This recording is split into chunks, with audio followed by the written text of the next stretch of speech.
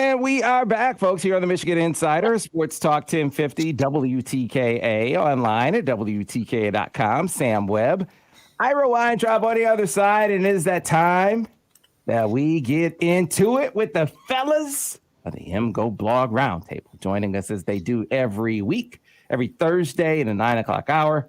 The crew from MGoBlog, starting with Mr. MGoBlog himself, Brian Cook. BC, how are you? I'm all right. And then Mr. MGoBlog number 2, Seth Fisher. How are you? I'm all right. I am playing very, very soft coverage today.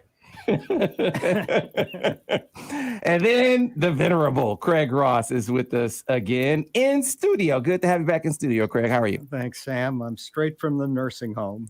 Straight from the nursing home to the WTKA studios. All right. So, this is a rubber meet road week, if ever there was one. And it's coming off a game, though, that was a lot closer than most of us, I assume you guys, thought it would be. They do survive in advance, so to speak, as the defense was really able to save the day for Michigan in the second half against Rutgers as they won 20-13. So let's do the broad brush thing, and then we can dive into specifics after that. But your impressions, A, of Michigan coming off of that game, B, Rutgers, and how you're feeling about Michigan heading into the matchup with Wisconsin, starting with you, Brian Cook. Well, I mean, Rutgers isn't a doormat. Shiano's a good coach, but the lack of a plan B really kind of stood out as worrying. So I think everybody in the world, they gave that bash run to Corum late, and everybody was like, that's the first perimeter run we've had all day. You know, AJ Henning didn't get a touch. They were really stacking the interior of the box, and some of that's the running back's fault because I think there were opportunities to bounce. But once the run game got shut down, you really it was a struggle to see Michigan do anything that was going to break them out of that box. And that was disappointing. And then the soft coverage, what is with it? Like, you're playing Noah Vedral. It's 1st and 10. You can't give him a 5-yard hitch that turns into 8 yards. I do not understand that. I just struggle. Like, they got hit on that 1 3rd down on the first drive, and I don't know what they were thinking, because all of Vedral's other passes that were deep went literally out of bounds. So it's like, get up on these guys and force them to do something else, and just letting their offense get in a rhythm while Rutgers wasn't letting Michigan do the same was pretty frustrating. Craig? My view is going to be probably a little different than just about everybody else's. I had seen Rutgers play earlier in the year, and I had watched most all of the Syracuse game, and I felt Rutgers was a pretty good defensive team, and they had improved markedly on defense over prior years, and so I wasn't particularly disappointed, particularly in the first half, with what Michigan did. In the second half, it was definitely disappointing, and some things went the wrong way, and I understand the frustrations. My disappointment is on defense, because Rutgers is a terrible offensive team. They could not move the ball against Syracuse. They gained 195 total yards in that game. And in the second half, I mean, they're running what Brian and Seth, I think, call inverted veers, and the heck if we could stop it. And I mean, we seem completely baffled by the play, and the short outs were frustrating because they were playing soft, and so I found it a maddening game in that respect, because while I do think Rutgers is a good defensive team, I don't think they're very good on offense, and the fact that they gained 250 yards in the second half was frustrating to me. And it I mean, offense and defense is synergy, or there are synergies, and the fact that the defense didn't get off the field, I think, made it even harder for the offense. Of course, the opposite is is also true. Yeah. So. Seth? Yeah. I'm sorry, guys. I'm getting some feedback. I thought that Michigan didn't take Rutgers seriously on both sides of the ball. And like this has been a problem against Rutgers forever. Like Michigan runs those fake zone reads, they don't adapt. Rutgers is bringing down a safety and adding him to the box. Michigan doesn't adapt.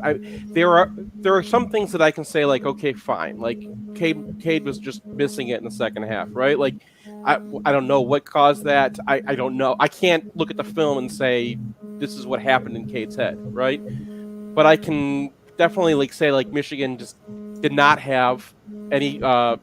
We did twice. We ran that bash play twice, and like the first time it just like Corum actually tried to cut it up inside, and that was one of the issues this game, that the running backs were not getting everything that was on the table for them, and that's like the first time that's happened this year.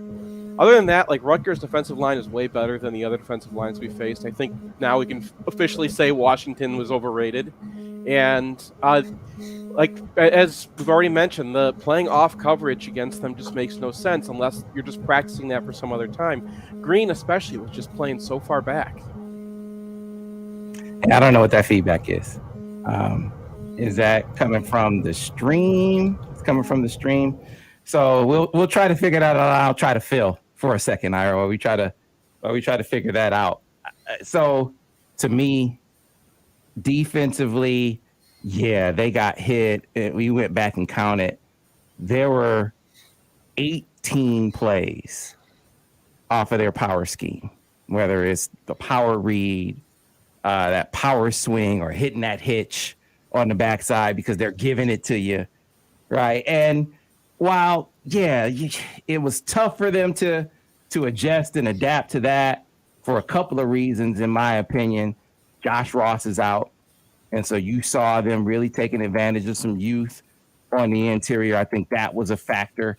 And then, man, so you want to adjust to it because there are those times where they went unbalanced and you would see that huge hole over the guard. You just knew Vedra was going to keep on that particular look, and it was tough to get that fixed when you got a young linebacker in there and you're back on the field in 3 plays. So you got to go to the sideline, you got to get refreshed, and then your coaches try to, get the fix in there. But no, now you got to get right back on the field. So I just feel like, for as much as it was frustrating, I guess the most frustrating part to me was the coverage part, the soft coverage part. But I get why they were able to get chunks, why they were able to gouge them with that power scheme, because it was a convergence of unfortunate events for them, and they were able to bow up. I've said that during the game. They were able to bow up and get those stops down the stretch. The bigger issue to me was offense in that game. What can you do when a team in the Big Ten, who they have what you do over the first 3 games, they got that committed to memory. They know all the tweaks that you made in the offseason, what you emphasized, and they have the benefit of history. And you know what? They got some pretty good physical players in the box. So what are you going to do when they say you're not going to run on us in the way that Rutgers just did? I mean, Michigan just did not have – you saw Rutgers use a lot of the answers that Michigan could have used, right? They were using RPOs and forcing you to keep somebody outside against a screen, right? We ran none of those. We had no orbit motions or anything like that. Any of the things that we've used in the past just to like pull one of those guys away, and then we don't run a zone read correctly. And as Brian mentioned, like no touches, not a single touch on offense for A.J. Henning, who every time he touched the ball on a punt return was killing them. And I just wanted to say quickly, I totally agree with you on the linebacker situation in the second half, especially regarding the power reads. Because when I looked at those plays and broke down what was happening on every one of them, almost every single time it was just Mullings kind of overrunning the play a little bit, not really seeing who had the ball. And it's just so weird. This program with zone read is just like it for some reason that play just makes us fritz out. Yeah, I guess for me, we've talked, because Jack, we have a lot of voices. So we talked to Devin, we talked to Jack Miller, talked to Al Borges. Jack is of the mind about the outside runs, and they could have called another outside run or two, I suppose, but they had 3 straight 3-and-outs. You know, you're coming into the second half up 20-3. I don't take issue with that first series, the breakdown that they had. I mean, there should have been a completion or at least a pass interference in there on that slot fade to AJ Henning. If there's a ball in the vicinity, Michigan picks up a first down there, but they don't. And then you come out and they get in a third and short situation. I mean, okay, maybe you can call in on that third and short. You can call an outside run. But the issue that I see is they could not keep the chains moving with pass plays that were there. It'd be different if they weren't creating open opportunities in the pass game, but they were. And if that can't be consistent, I don't care what you call in the run game. You're not going to beat some of these. You're not going to beat Wisconsin like that. I don't care what run plays you call. Yeah, it's. I agree with that. I mean, the first series, Michigan pretty much just ran the ball, and Rutgers came out. I believe this is right. Pretty much too high. The safeties were 10 yards off the line of scrimmage. The first 4 plays they ran split zone, I think, in pin and pull, and they ended up with about 29 yards on 4 runs. And that was true through most of that first drive. They didn't really need to run the ball as long as the safeties are standing back in Palookaville. And but then Rutgers brought a safety down. We're jamming the box, and we didn't really seem to adjust to that particularly well at all. I mean, we tried. There was a lot of, let's keep trying to do the same stuff. Now, the second drive was fine. Yeah, they're up 20-3 at the half. It should have been 24-3 if that touchdown is hit. Yeah, and that was also frustrating because I think they had another play they could have still run at the goal line. Now, I guess you could say, well, we'll be safe and we'll go in the half 20-3. I think they could have been safe and still run one more play, but that's. So the question then becomes, I mean, do you have to coach around that? Because I think that's what we are. Do you have to coach around your starting quarterback? Figure it out, Mr. Weintraub. So Brian or Seth, it's kind of hit or miss. We'll jump in here to see if we got the feedback figured out. Question is, do you have to come up with ways to coach around that? Do you have to take it as a given that some of these plays that were available, that were open, that you just are not going to hit a high percentage of those? I mean, I don't know how much you can possibly coach around the quarterback situation more than you already are. You're throwing fewer passes than any non-service academy in the country, right? There's nowhere else to go. So, I mean, one thing that you could see a focus on some screens and stuff like that. But whenever we have like things that seem like speed and space, it seems like 2 games later it's gone. So it really is it's been very schizophrenic in the Gaddis era, because it feels like, okay, this is what we've seen as promised, and attacking both sides of the field at the same time, trying to like get people moving the wrong direction when you're trying to get a run play in. And then you see a couple games later, something like this, where it's like, well, where were our slot receivers? I mean, Sainristil did drop a ball, which is unfortunate. They hit him with a couple of RPOs, but I don't think that you can avoid throwing the ball more than you already have. Yeah. So again, I asked this question last week, and I want to revisit it again, because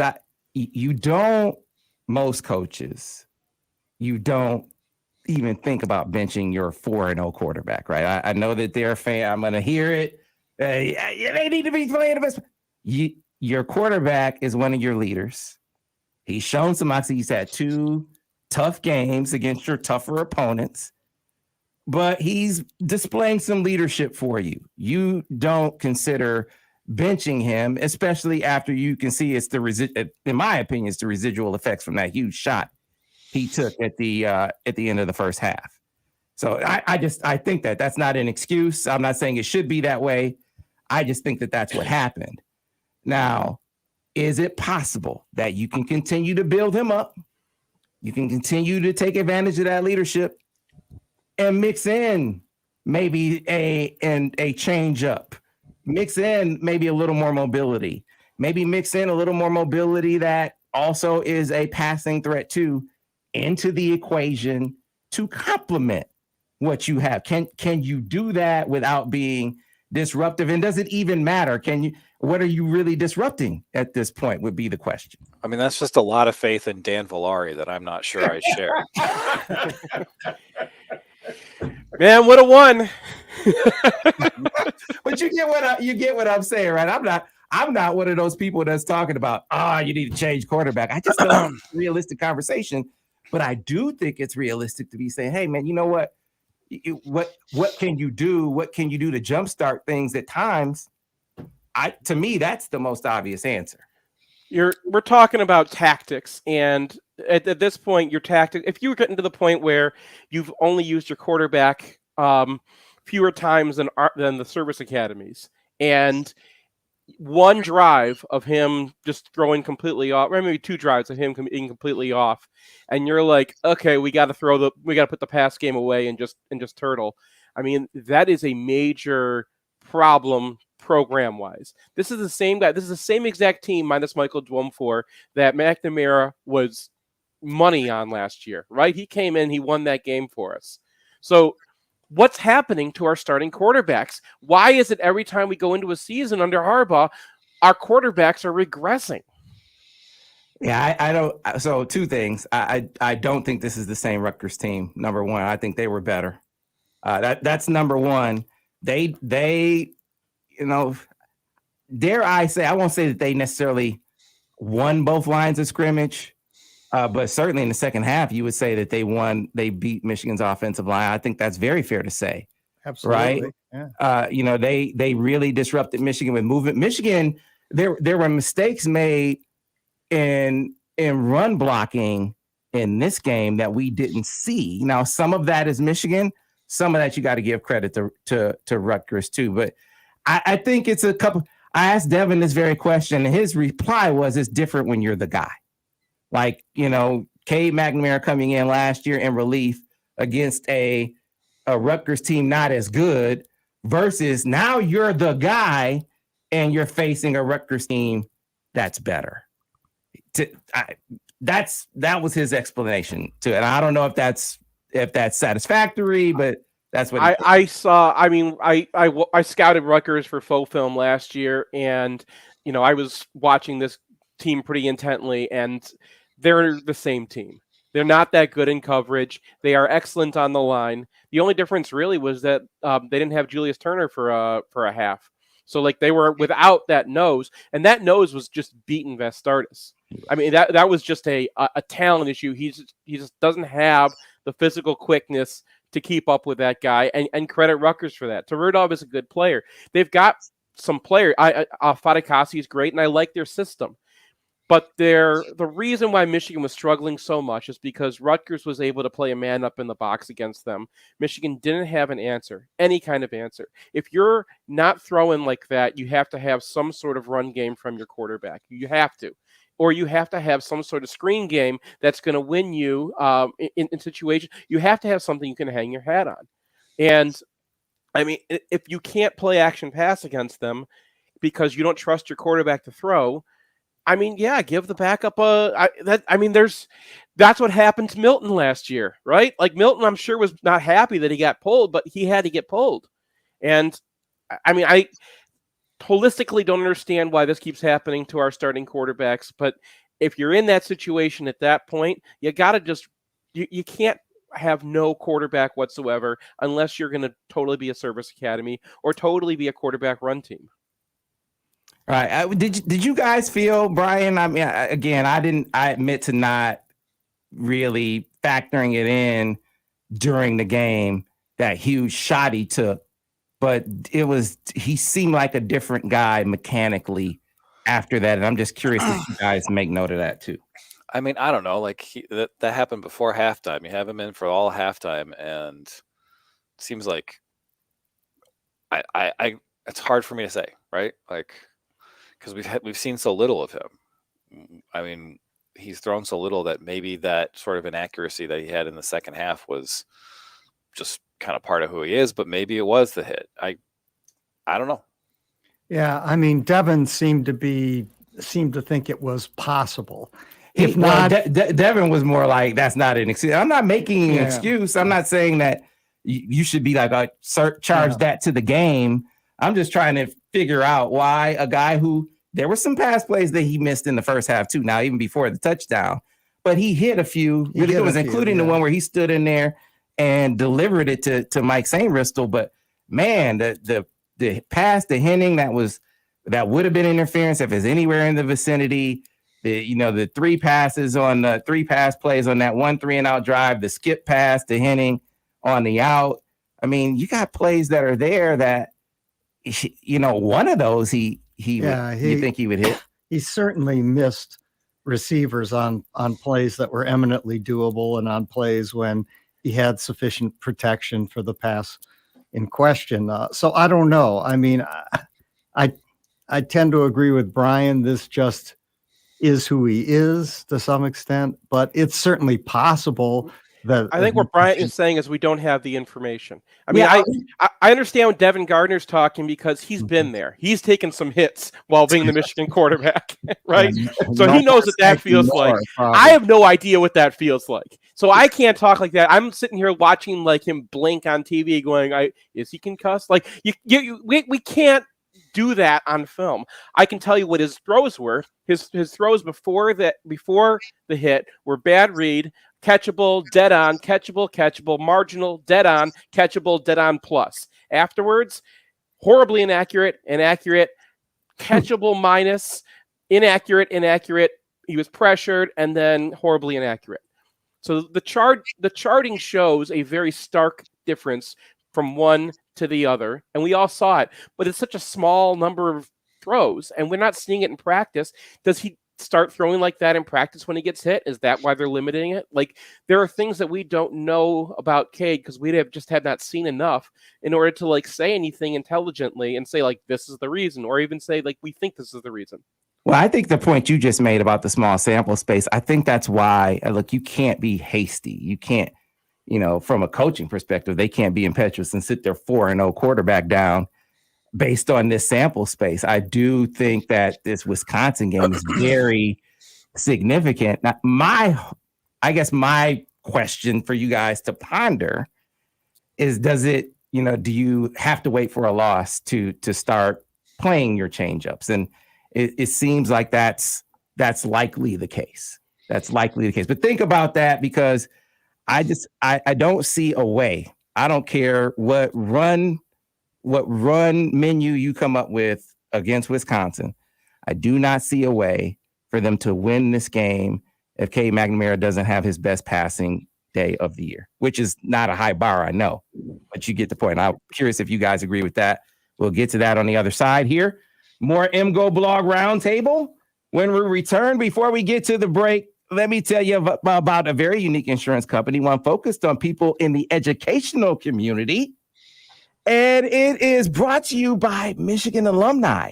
It's called Mimic. Now, a lot of folks out there, they think Mimic is all about just serving teachers and other school employees. It's not. It also serves the general public. And Mimic, they've made it their mission to provide members with outstanding service and high quality insurance coverage. So for personal, auto, home, boat, or umbrella coverage, look to Mimic for agents who understand and appreciate all that you do. For all you Michigan fans, a local Mimic agency is run by my friend Cedric Small. Cedric is a Michigan alum and a big supporter of all things maize and blue. With a strong background in education, he is keenly aware of the needs of those in that field, and his office is located right here in Ann Arbor. So if you need that high-quality insurance coverage, contact Cedric Small today at cedricsmallagency.com. That's cedricsmallagency.com, CEDRIC, or call 734-773-3873 for auto and home insurance quotes. Back on the other side with more MGoBlog Roundtable here on Sports Talk 1050 WTKA, The Ticket.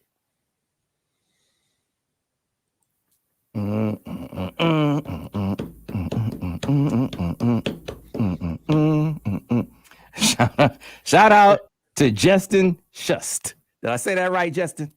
Did I say that right? I hope I said that right.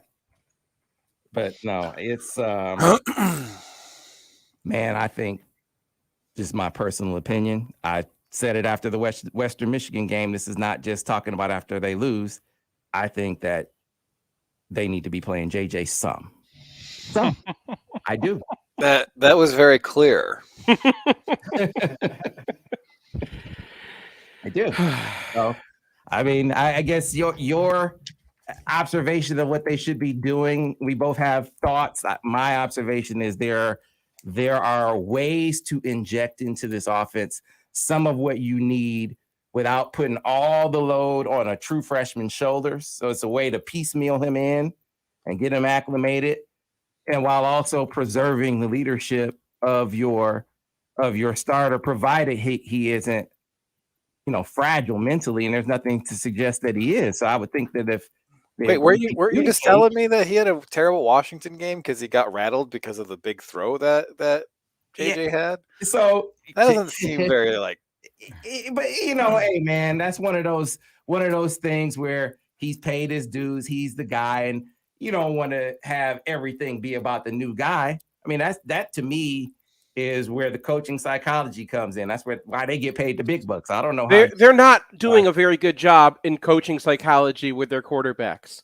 Do you want to run through all the quarterbacks that they've had in this program since Harbaugh got here? How psychologically stable are any of them? I don't know. But the here and now. Give me Jake Rudolph's mental stability. Right. Whatever they're doing it wrong. Whatever, if they're thinking to themselves, well, we can't put the guy in until we've got a loss, and then we anoint the new one. I think that's terrible. I mean, I'm not a psychologist, but I'm married to one, and I don't think that that's a very good way to handle people. You got to make it not a big deal, not like make everything like the be all end all. Like, hey, you're the leader, you're the guy who's got to make this happen now. More pressure. Maybe that's how Harbaugh functions, but I don't think that's how most people function.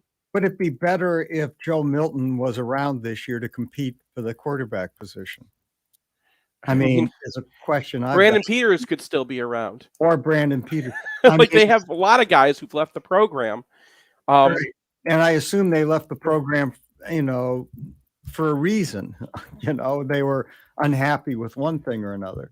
And so your point is a good one, Seth, which is, when we got Harbaugh, we assumed the one thing we could sort of breathe a sigh of relief about was, well, we'd have good quarterback play. Well, really, nothing has marked this period more than that complete absence. Yeah. I mean, really, quarterback play since he's been here has been not very good. And including himself, Harbaugh quarterbacks before Michigan would run the ball. Andrew Luck would run the ball all the time. He was not a great runner, but he got like 500 yards a year. He went and drafted Kaepernick, and he didn't have a problem with that before. That's something that I just don't think is realistic to expect from Cade. Like you aren't getting that. Yeah, he's not going to run. The time he tried, he had seen. I think it was on the bash play. Yeah, where the safety comes screaming down like he had so many times, but you had the end pinch, the safety came screaming down. I think he thought, oh man, I'm gonna be able to keep this, and he made that decision before the snap of the ball. The snap of the ball, which is not how you run a freaking zone read. Right. And they're doing that on defense too. They had Michael Morris choosing quarterback or running back and going and tackling him. I'm certain, without even asking, and I asked about the bash play because credit to you for knowing the bash play. I didn't know the bash play. I asked, what are you guys leaving that guy unblocked on purpose? Yeah, that's a bash play. So you learned something new. I didn't know about that play, but I'm telling you, they do not coach him to on the zone. I got to stand by. What he did back on the radio. Stand by. Yeah, if there's a give there, that I think it's Corum. Corum has a chance for a big play. Yeah.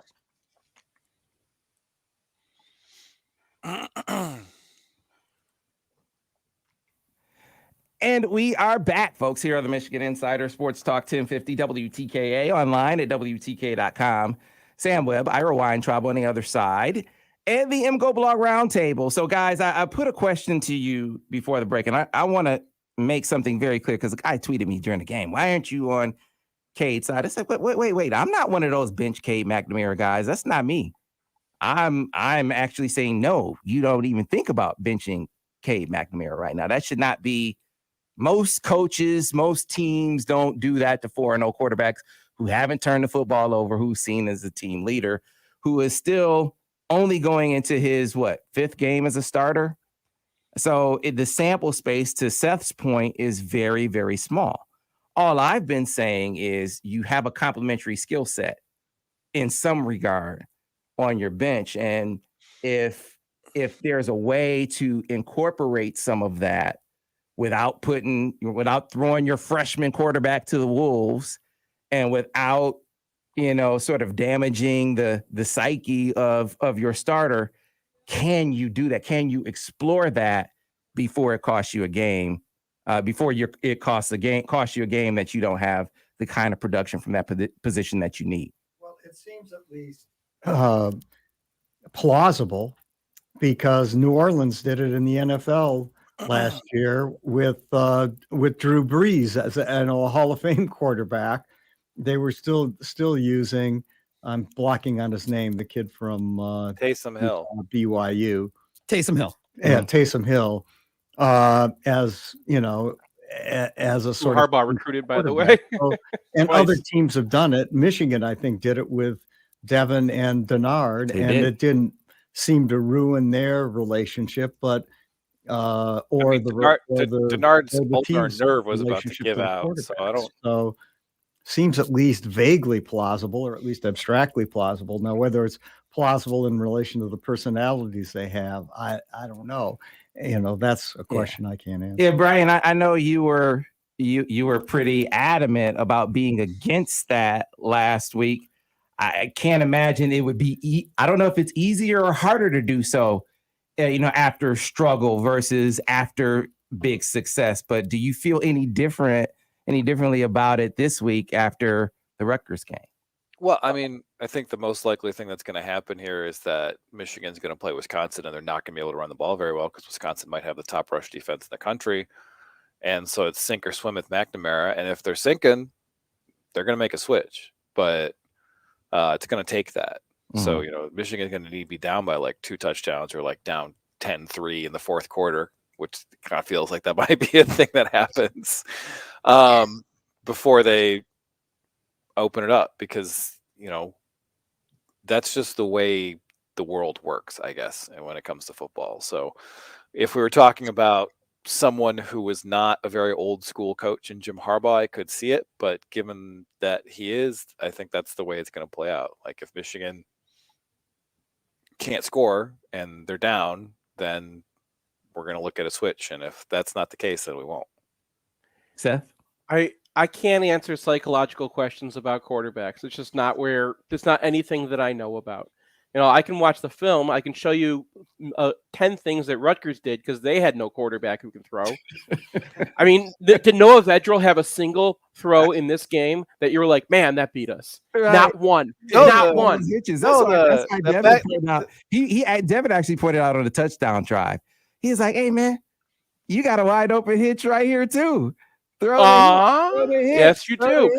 Yes, you do. So they could. I mean, if they were going into this game and saying, and again, I'm not in there. I don't know the practice. I don't know what's going on with Cade in practice. I don't know if he takes a hit and then all of a sudden turns into a shell of himself.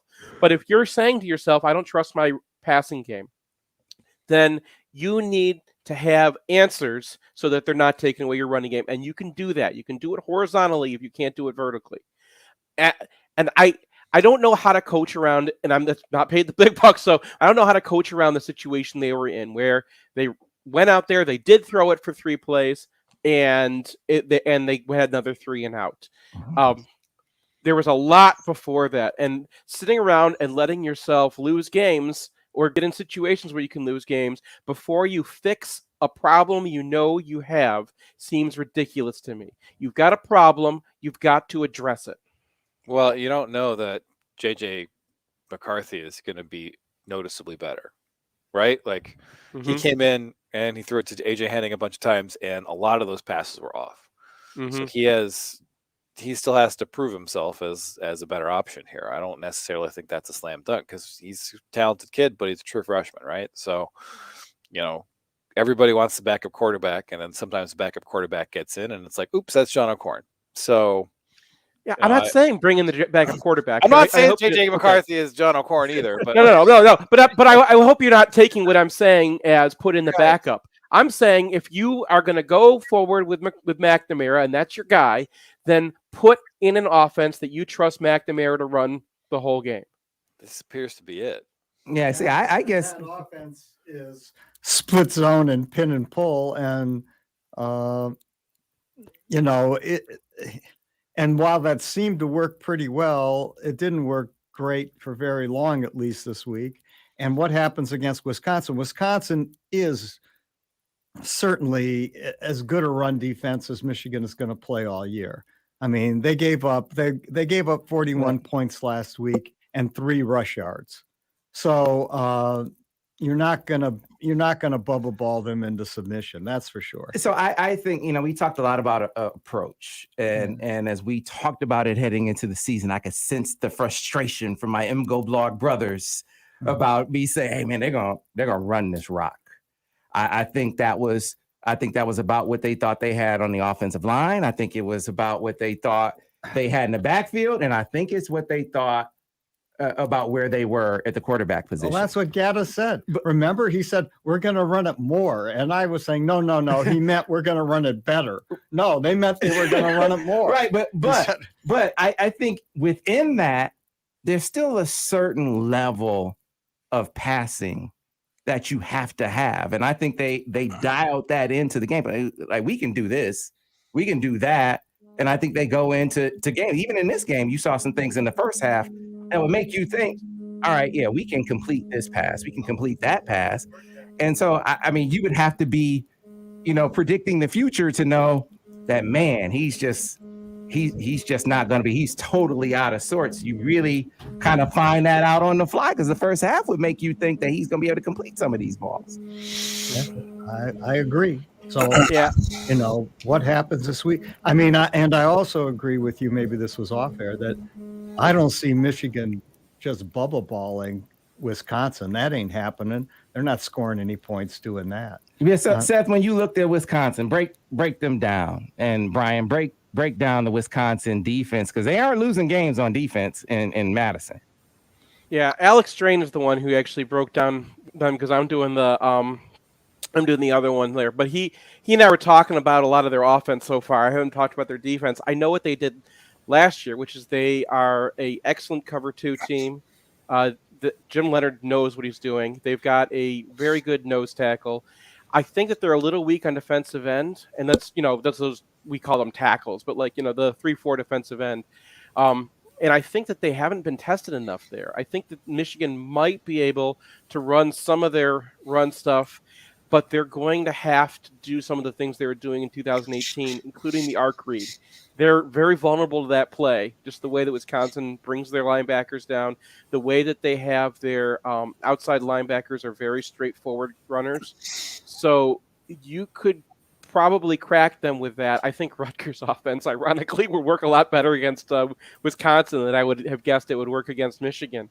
I don't think that Michigan's coaches have the creativity or the will to do any of that stuff right now, and I certainly don't think they've coached it. So I just think we're going to curl up and die. I'm sad to say I'm pretty close to of the same opinion. I mean, if Michigan's going to beat Wisconsin, they're going to have to beat it throwing the ball. Man. Because they're not going to be able to run the quarterback. You're not going to be able to get the extra player or the extra threat on the field with the quarterback reading. And Wisconsin is just a killer against the run. And Notre Dame couldn't run it against them. Penn State didn't run it against them. We ain't running it against them either, is my opinion. And so Badgers live on fear. I'm sorry, what?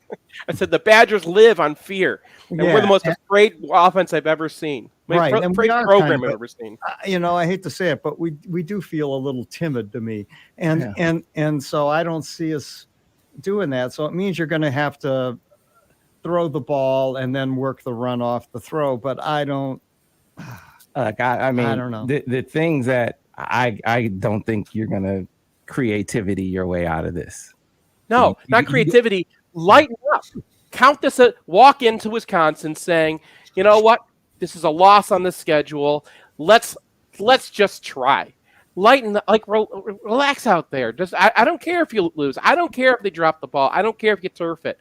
Let's just do what gives us a chance. And if we go out there and just like, if you let Cade fling it around a little bit and his job's not under threat and he can just like, you know what, dude, put it up to Cornelius Johnson. Their cornerback's not that great. Let him do something. Like, no, I mean, like, this is not a Wisconsin team that is good. Like, you can't just wander in there and be like, I don't care if we win, throw the ball. Like, you're probably going to be forced to do it, but this is going to be a very tight game that Michigan plays close to the vest because it's probably what they should do. Because this is a really good defense they're going up against, and then Graham Mertz is probably worse than McNamara so far this year. Graham Mertz is worse. Graham Mertz is worse than anybody this year. And that is, and their ground game has gone off a cliff too. So True. like, you know, this is not a team that Michigan's going to just get walked by. Probably it would last a couple of times. That's what's happening against Wisconsin. I don't see that happening here. And then, you know, you're not just going to fling the ball around willy-nilly. It's just going to be one of those slobber knockers that ends like 10-13, and that's just the way it's going to be. So, I mean, it's completely unrealistic to be like, yes, let's pretend we're Purdue. Let's put in the backup quarterback to run around some stuff. Like, it's just not going to happen. Yeah, I never said backup quarterback. well, see, but I don't think that we need to be. You talk about being timid. I think that's where you don't be timid.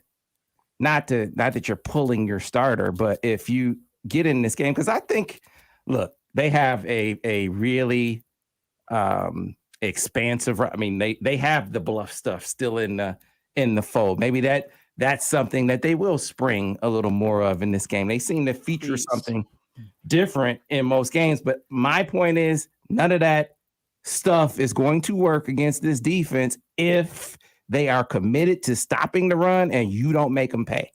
And so if you can't 100%, if you cannot challenge them in the passing game, in fact, and Cade might be it, he might do that. He'll have the opportunity to do that. And I'm hoping that he rediscovers it in this game because it's too small a sample space to say he can't do it.